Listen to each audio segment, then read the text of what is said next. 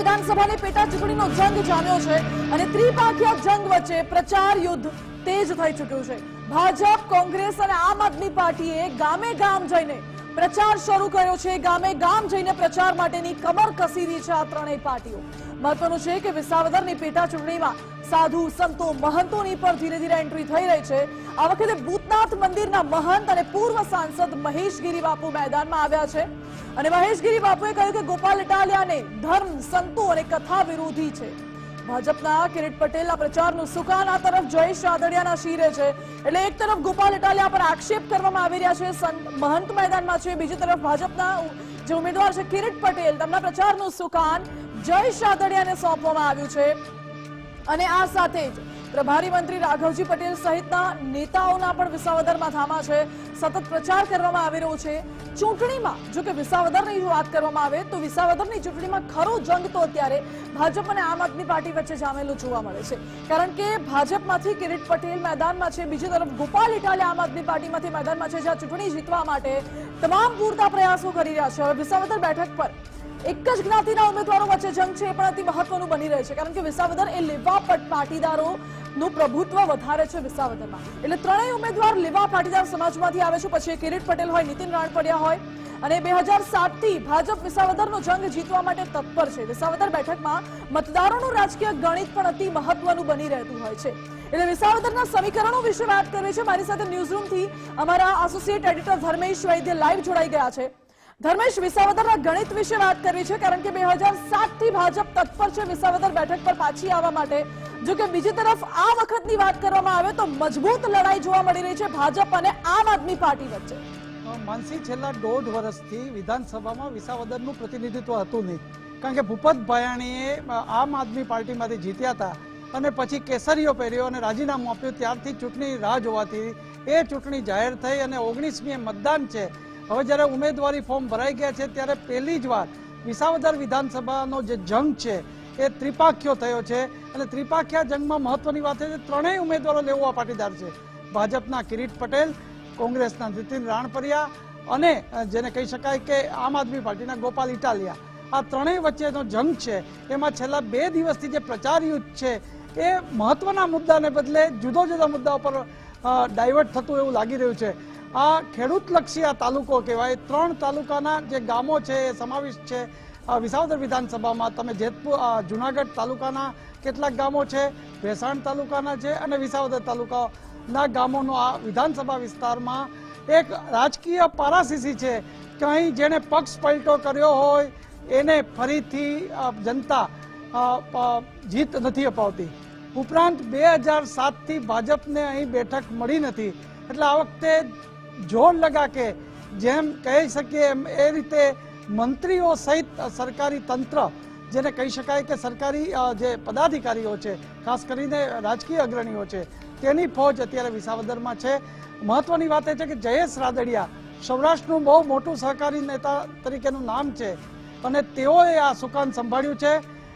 એક વાત એ પણ છે કે પ્રચાર યુદ્ધમાં જયેશને મંત્રી તરીકે જોવો છે એવું કિરીટ પટેલે પણ એક કહ્યું હતું। આ જ રીતે તમે જુઓ તો ખાતરની વાત પણ આવી હતી। ગોપાલ ઇટાલિયાએ કીધું કે દારૂ મળે, ખાતર મળતું નથી, તો જયેશ રાદડિયાએ વળતો જવાબ આપ્યો કે ભાઈ ખાતર 700 ટન આવ્યું છે અને કોઈ તકલીફ પડે તો જયેશ રાદડિયા બેઠો છો। એટલે આમ જે તમે કહો તો મહત્વના મુદ્દા હું જે માનું છું, જે મેં ત્યાંની ભૂગોળ જોઈ છે તો શિક્ષણની જરૂર છે, ત્યાં શિક્ષણ વ્યવસ્થાની જરૂર છે, વન વિભાગ જે ઇકો સહિત કાયદાઓ છે એમાં જે મુશ્કેલી પડી છે, આ મુદ્દાઓ અત્યારે વિસરાતા હોય એવું લાગી રહ્યું છે। પરંતુ અત્યારે રાઘવજીભાઈ પટેલ પ્રભારી છે અને પ્રભારીવાના નાતે વિસાવદરમાં તેઓનો પડાવ છે। જયેશ રાદડિયા છે કોંગ્રેસમાંથી, જેને કહી શકાય કે કોંગ્રેસના નેતાઓ પણ છે, પણ અત્યારે પ્રાથમિક તારણ મુજબ આમ આદમી પાર્ટીના ગોપાલ ઇટાલિયા અને કિરીટ પટેલ વચ્ચે અત્યારે જંગ દેખાઈ રહ્યો છે। અને વિસાવદરની જનતાનો મૂડ કેવા પ્રકારનો છે તો અત્યારે 22 વર્ષના તમે જો એમના પરિણામની પારાસીસી જોઈએ તો ખબર પડી જાય છે। અહીં ભલભલા લોકોને હરાવ્યા છે, ભલભલા જીતાડ્યા છે અને મેં કહ્યું એમ કે લાલ લાઇટ હોય કે પક્ષ પલટું કર્યો હોય એ બીજી વાર જીતી નથી શક્યા। હવે જોવાનું એ છે કે જેમ જેમ દિવસો આવતા જાય છે તેમ પ્રચાર થતો જાય છે શરૂ। હવે આજે એક મોટી વાત એ છે કે ભૂતનાથ મંદિર જૂનાગઢના મહંત મહેશગીરી બાપુ જે દિલ્હીના પૂર્વ સાંસદ છે, ભાજપના પૂર્વ સાંસદ હતા, તેઓની એન્ટ્રી થઈ છે અને તેઓએ ગોપાલ ઇટાલિયાના જૂના વિડીયોનો ઉલ્લેખ કરી અને તેઓએ કહ્યું છે કે ગોપાલ ઇટાલિયા ધર્મ, સનાતન, સત્સંગ, કથા અને ડાયરાના વિરોધી છે. હવે આ પ્રચાર પણ અત્યારે જેને કહી શકાય ને મહત્વના જે મુદ્દાઓ હોય એને બદલે આ મુદ્દાઓ અત્યારે ચૂંટણીમાં જોરશોરથી રહી રહ્યા છે. પરંતુ મતદારોને રીઝવવા માટે ત્રણેય પક્ષો અત્યારે જેને કહેવાય કે કમર કસી રહ્યા છે. પણ વિસાવદર વિધાનસભા બેઠકની ચૂંટણીના પરિણામ અને મતદાન ઉપર આખા ગુજરાતની નજર છે. વાવ પછીની આ બીજી પ્રતિષ્ઠાભરી પેટા ચૂંટણી છે. જી ધર્મેશ, બિલકુલ આપ જોડાયેલા રહેજો. કડી બેઠકને લઈને પણ આપની પાસેથી અપડેટ્સ મેળવી છે. અત્યારે આ વિસાવદરની જ્યારે વાત થઈ રહી હોય ત્યારે વિસાવદરનો આ ચૂંટણીનો જંગ રાજકીય રીતે એટલો અત્યારે તેજ થઈ ચૂક્યો છે, જામી ગયો છે કે ખરા જે લોકોના મુદ્દાઓ છે મુદ્દા જ અત્યારે સાઇડલાઇન થઈ ગયા છે. પરંતુ રાજકીય જંગની વચ્ચે પણ હવે વિસાવદરથી ભાજપના ઉમેદવાર સામે આક્ષેપ થતા હોય તેવા સમાચાર પણ સામે આવ્યા છે. જે વિસાવદરમાં ભાજપના ઉમેદવાર કિરીટ પટેલ સામે આમ આદમી પાર્ટીએ ચૂંટણી પંચમાં ફરિયાદ નોંધાવી છે. ચૂંટણી અધિકારીઓ ભાજપના દબાણમાં કામ કરતા હોય તેવો આરોપ લગાવ્યો. આ સાથે જ એફિડેવિટમાં માહિતી છુપાવવામાં આવી છે તેવું પણ આમ આદમી પાર્ટીના તરફથી કહેવાયું છે. પ્રણવ ઠક્કરે કહ્યું છે કે મિલકતની માહિતી પણ છુપાવવામાં આવી છે અને અમે રિટર્નિંગ ઓફિસરને ફરિયાદ કરી હતી. ભાજપના ઉમેદવાર સામે આમ આદમી પાર્ટીએ ફરિયાદ નોંધાવી. ફોર્મ નંબર 26 ની જે એફિડેવિટ છે એની અંદર 8.2 નંબરનો પેરા એ આખો જે ગવર્મેન્ટે ઇલેક્શન કમિશન ઓફ ઇન્ડિયાની પ્રિસ્ક્રાઇબ એફિડેવિટ હોય એમાં એમને નથી કરેલું, પણ એમાંથી 8.2 નંબરનો આખો પેરા એમને ડિલીટ કરી દીધો છે અને પોતાની જાતે પોતાની એફિડેવિટ કરેલી છે. એ તમને ખબર જ હશે કે જે પબ્લિક ડોમેનમાં અવેલેબલ જ છે. એના વિરુદ્ધ અમે રિટર્નિંગ ઓફિસરને કમ્પ્લેન કરી હતી. એટલે અહીં ફરિયાદો પણ અત્યારે થવા લાગી છે. પરંતુ વિસાવદરનું સ્થાનિક રાજકારણ સમજવું પણ એટલું જ જરૂરી બની રહે છે. અમારી સાથે વિસાવદરથી સ્થાનિક પત્રકાર રેનીશ મહેતા જોડાઈ ગયા છે. રેનીશભાઈ, સ્વાગત છે આપનું ગુજરાત ફર્સ્ટમાં.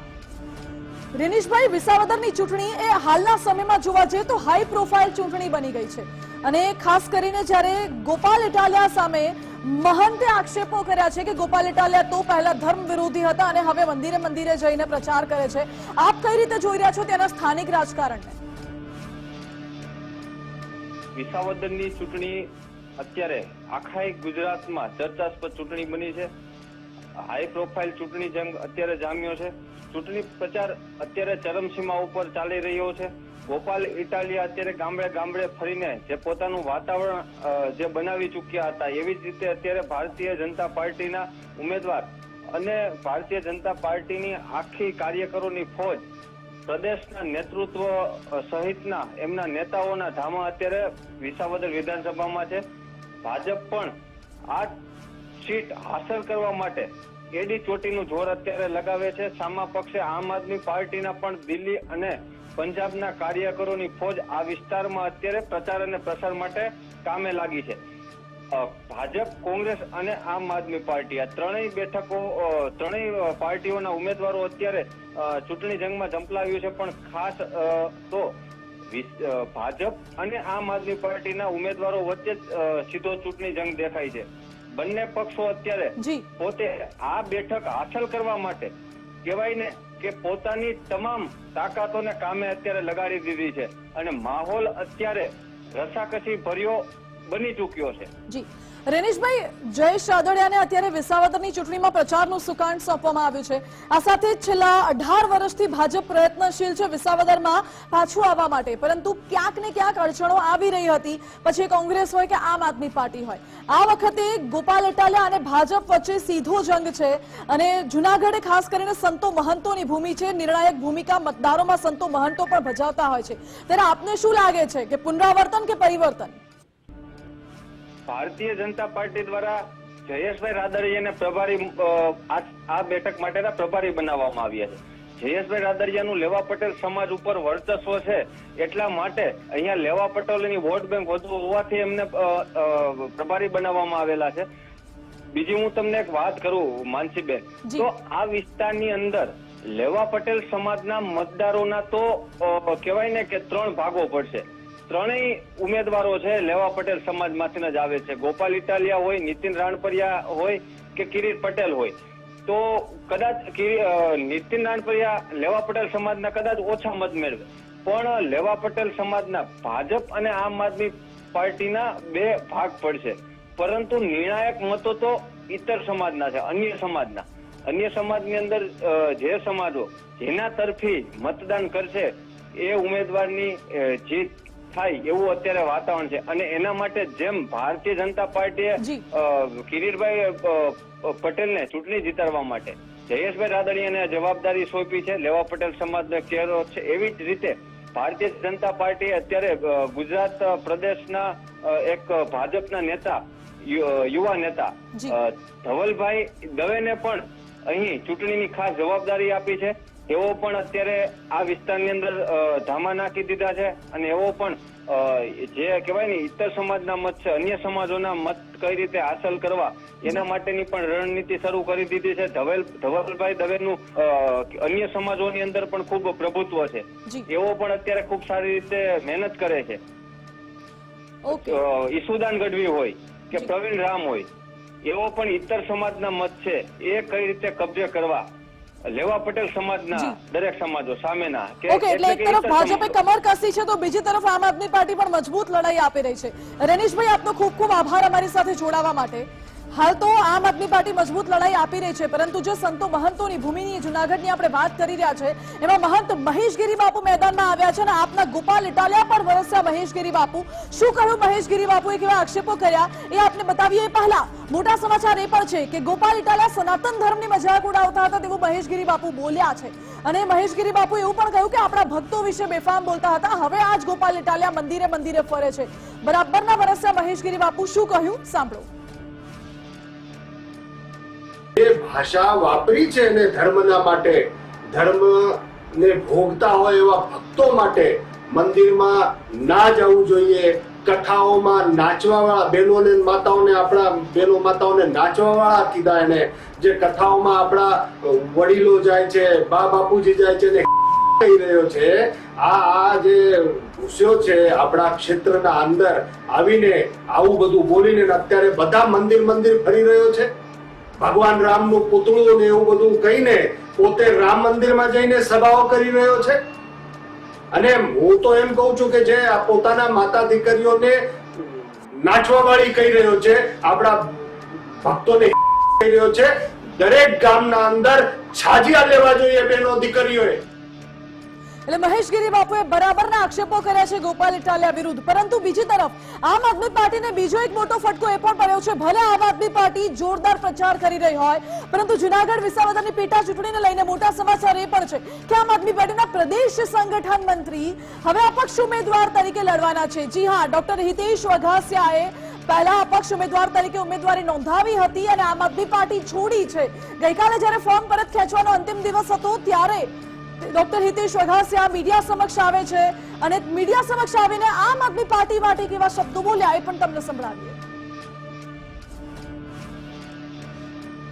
મેઇન મારું રીઝન એવું છે કે અમુક લોકો પોતાનો રાજકીય અંગત સ્વાર્થ સાધવા માટે વિસાવદર વિધાનસભાની જનતાને ગુમરાહ કરવા માટે નીકળ્યા છે અને આની પહેલા પણ એક વખત ગુમરાહ કરી ચૂક્યા છે. હવે બીજી વખત એ મોકો જોઈ અને વિસાવદરની ભોળી જનતાને ગુમરાહ કરવા માટે નીકળ્યા છે. તો હું એવું ઈચ્છું છું કે વિસાવદરની જનતા એ ગુમરાહ અને લોકોની ભ્રામક વાતોમાં ન આવી મારા જેવા શિક્ષિત યુવા અને નીડર આગેવાન ઉપર ભરોસો કરશે. જો મારી ઉપર ભરોસો કરશે તો વિસાવદર વિધાનસભાના એવા અનેક કામો છે, જેમ કે વિસાવદર વિધાનસભાની અંદર જીઆઈડીસી ની સ્થાપના કરાવવી, વિસાવદર વિધાનસભાની અંદર કોલ્ડ સ્ટોરેજની સ્થાપના કરાવવી, વિસાવદર વિધાનસભાની અંદર ક્યાંય ઇંગ્લિશ મીડિયમ સ્કૂલ નથી તો એમના માટે લડવું, સૌની યોજનાના માટે લડવું અને રત્ન કલાકારોના જે પ્રશ્નો છે એ તમામ મુદ્દે હું લડીશ. ડોક્ટર હિતેશ વઘાસિયા જે આમ આદમી પાર્ટીના પ્રદેશ સંગઠન મંત્રી હતા, તેમને આપના તમામ પદેથી રાજીનામું આપીને અપક્ષ તરીકે ઉમેદવારી નોંધાવી છે અને કહ્યું છે કે હું લડીશ અને જીતીશ તો લોકોના તમામ પ્રશ્નોનું સમાધાન લાવીશ. પરંતુ સવાલ એ છે કે શું આમ આદમી પાર્ટીમાંથી તમને કોઈ વાંધો પડ્યો છે? આમ આદમી પાર્ટીને આ શું કોઈ મોટો ફટકો છે કે પછી એક રાજકીય સ્ટન્ટ છે? એ તો ચૂંટણી બાદના પરિણામો અને ત્યારબાદની પરિસ્થિતિ ગતિવિધિઓ પરથી સ્પષ્ટ થઈ જશે.